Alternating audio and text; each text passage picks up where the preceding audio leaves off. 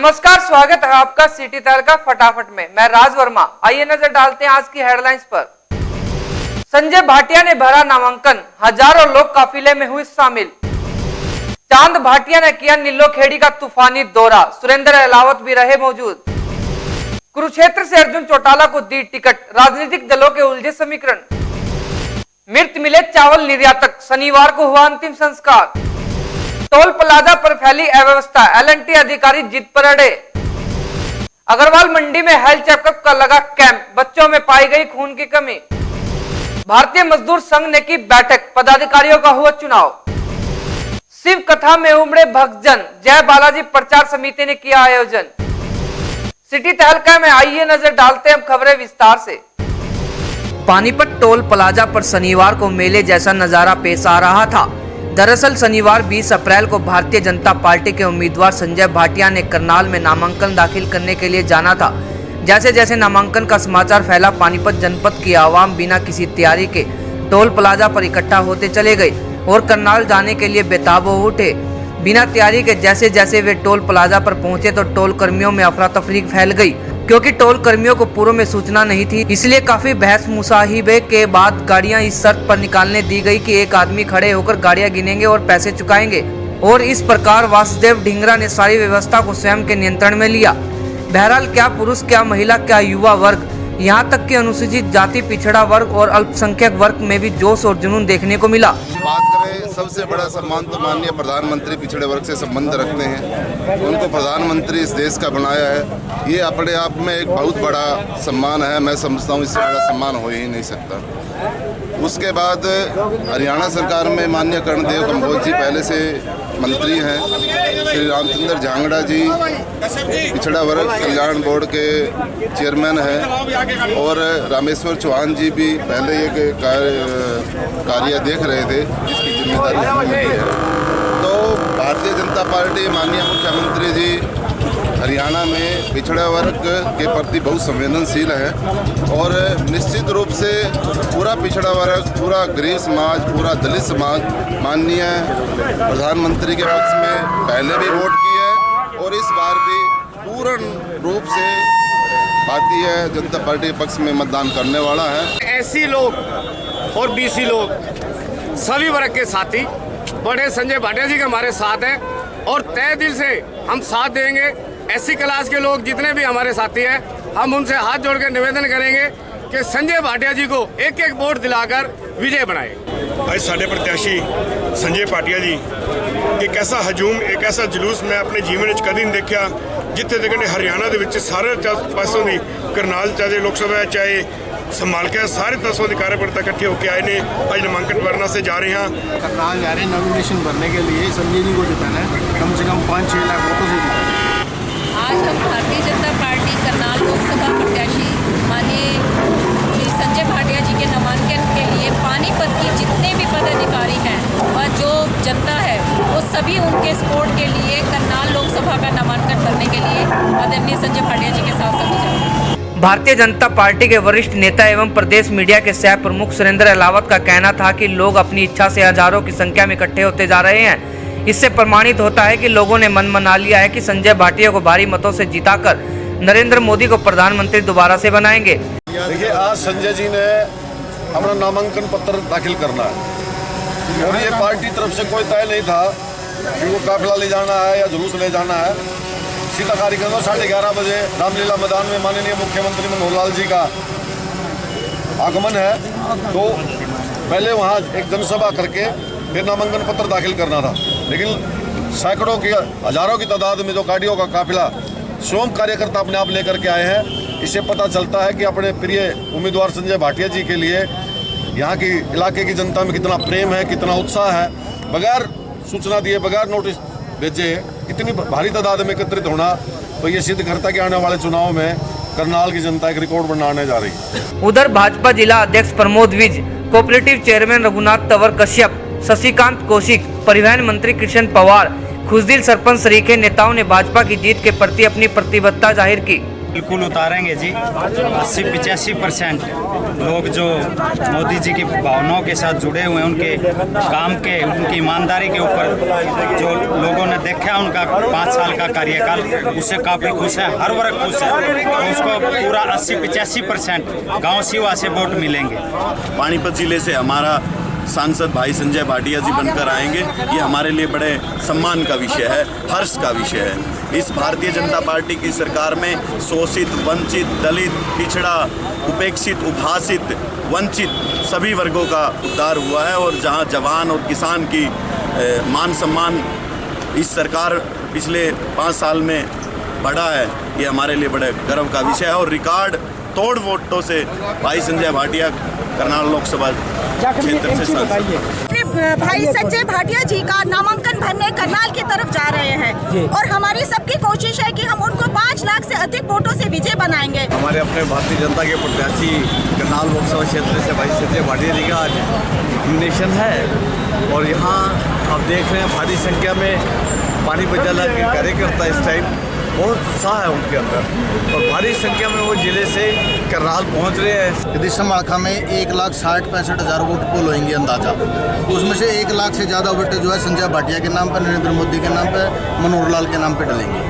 सुरेंद्र अलावा जी बहुत ही ज़्यादा राजनीतिक के ज्ञान रखते हैं, वो तो मेरे पिता तुल्य हैं। उन्होंने इतना मुझे सिखाया है, 4 दिन मुझे हुए हैं, अभी तो मैं युवा हूँ बिल्कुल, मेरे को 2 दिन भी नहीं हुए बोलते हुए स्पीच अपने। उन्होंने मेरे को इतना मार्गदर्शन दिया है, कैसे लोगों से मेल जोल करना है, कैसे लोगों के बीच में रह के उनकी मदद करनी है। उन्होंने मुझे इतना अपने पुत्र जैसा समझ के इतना अच्छा सिखाया है।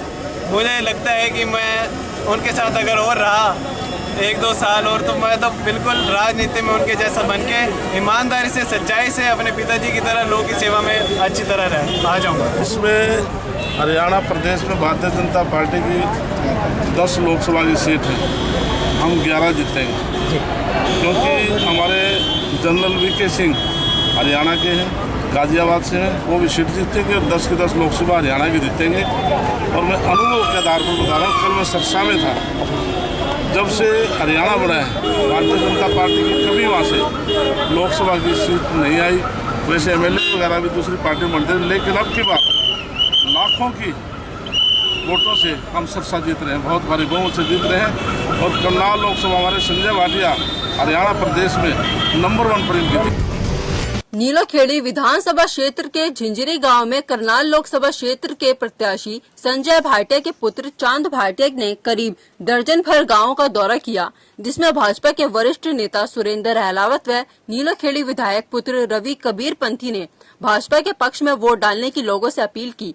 उन्होंने कहा कि नरेंद्र मोदी के नेतृत्व में आज समस्त भारत में एक ही रुख बना हुआ है। देश की जनता नरेंद्र मोदी को फिर से केंद्र का नेतृत्व सौंपने जा रही है। लोगों में इस कदर उत्साह बना हुआ है कि वहां की लोगों ने मोटरसाइकिल के जत्थे के साथ भव्य स्वागत किया। इस मौके पर चांद भाटिया के साथ राजेंद्र बिंजल, प्रेम सैनी, सुमेर शिमला, सोनू मिर्जापुर, मुकेश वाल्मीकि, अरुण फुटेला एवं काला शर्मा मौजूद रहे।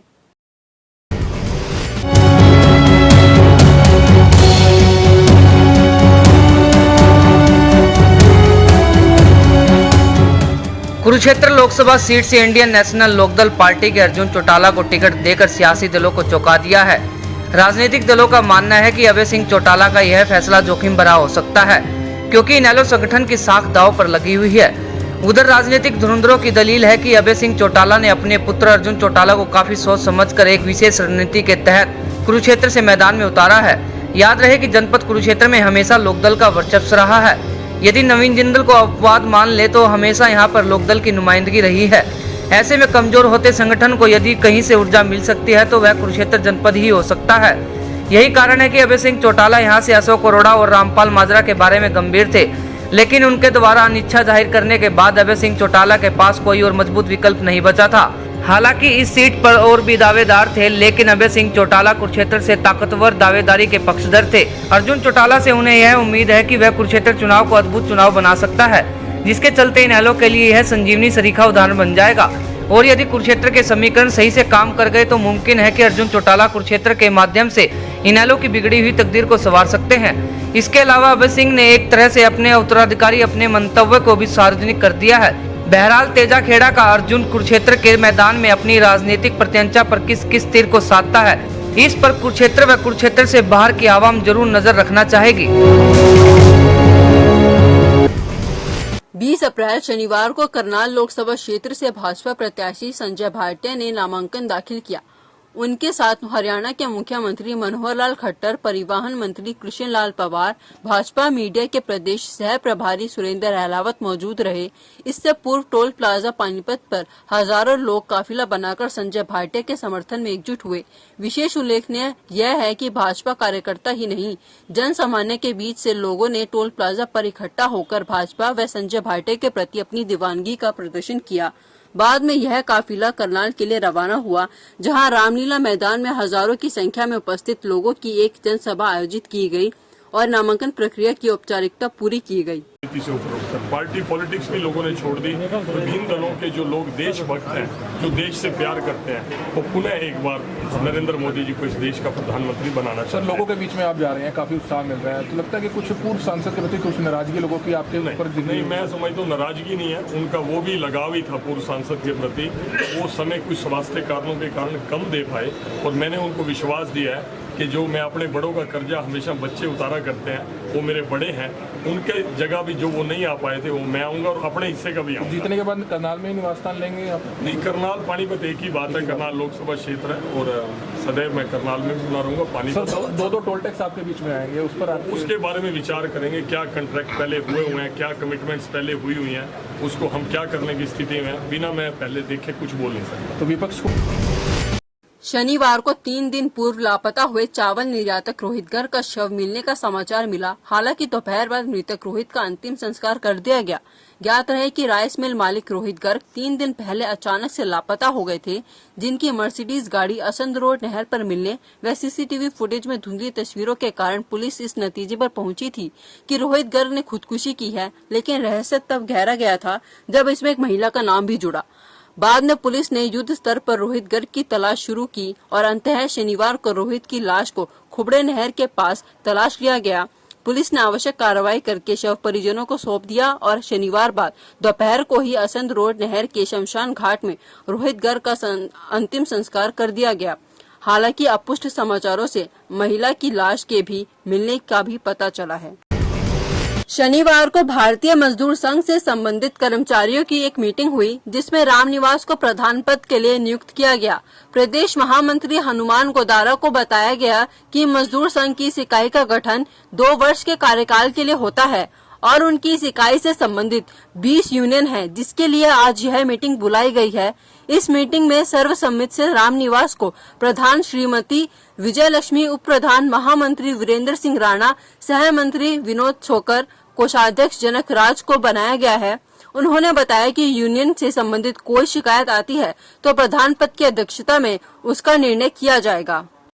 आज की जो ये बैठक बुलाई गई थी, इसमें हमारा हर 2 साल में संगठनात्मक भारतीय मजदूर संघ की जिला इकाइयों का गठन होता है। उसी दृष्टि से आज पानीपत जिले की जिला इकाई गठित करने के लिए बैठक बुलाई गई। तो 2 साल के लिए हमने नई कार्यकारिणी का गठन कर दिया है। शनिवार को 8 मरला की अग्रवाल मंडी की प्राथमिक पाठशाला में एक हेल्थ चेकअप कैंप लगाया गया, जिसमें स्कूल के बच्चों के साथ साथ स्कूल स्टाफ का भी चेकअप किया गया। कैंप के विषय में जानकारी देते हुए नवीन मुंजाल ने बताया कि इस चेकअप में तकरीबन 350 बच्चों का ब्लड टेस्ट किया गया है। उन्होंने बताया कि कैंप में ज्यादातर बच्चों के खून में कमी पाई गई है। 11 वेलफेयर सोसाइटी के द्वारा GPS 8 मरला सरकारी स्कूल में एक निःशुल्क चेकअप कैंप का आयोजन किया गया है, जिसमें बच्चों का हीमोग्लोबिन और ब्लड ग्रुप की जांच कर रहे हैं। इसमें हमारे साथ doctor Lalit Verma nodal officer हैं जो हेल्थ प्रोग्राम के, डॉक्टर श्रेया मिटा, doctor Sanjay Sen, doctor Meenakshi Sairam hospital से डॉक्टर आए हुए हैं। और इसमें अभी तक हम 370 बच्चों की करीब जांच कर चुके हैं फार्मा 11 सोसाइटी के द्वारा। इसमें हमने देखा है कि यहाँ पे बच्चों का जो खून है वो 7-8 ग्राम के करीब खून है, जिसमें बच्चों में खून की काफ़ी कमी है। 20 अप्रैल शनिवार को टोल प्लाजा पर उस समय अप्रिय स्थिति बन गई जब भाजपा के समर्थन में अपनी गाड़ियां लेकर जनपद पानीपत के लोग आना शुरू हो गए, जिसकी वजह से लंबा जाम लग गया। टोल प्लाजा कर्मचारी व्यवस्था करने में पूरी तरह से विफल साबित हुए। इस दौरान LNT के एक अधिकारी ज्ञान शर्मा ने काफिले को रुकवा दिया। हालांकि सभी वाहन चालक टोल अदा कर रहे थे, लेकिन अव्यवस्था के कारण अफरा तफरी बनी रही।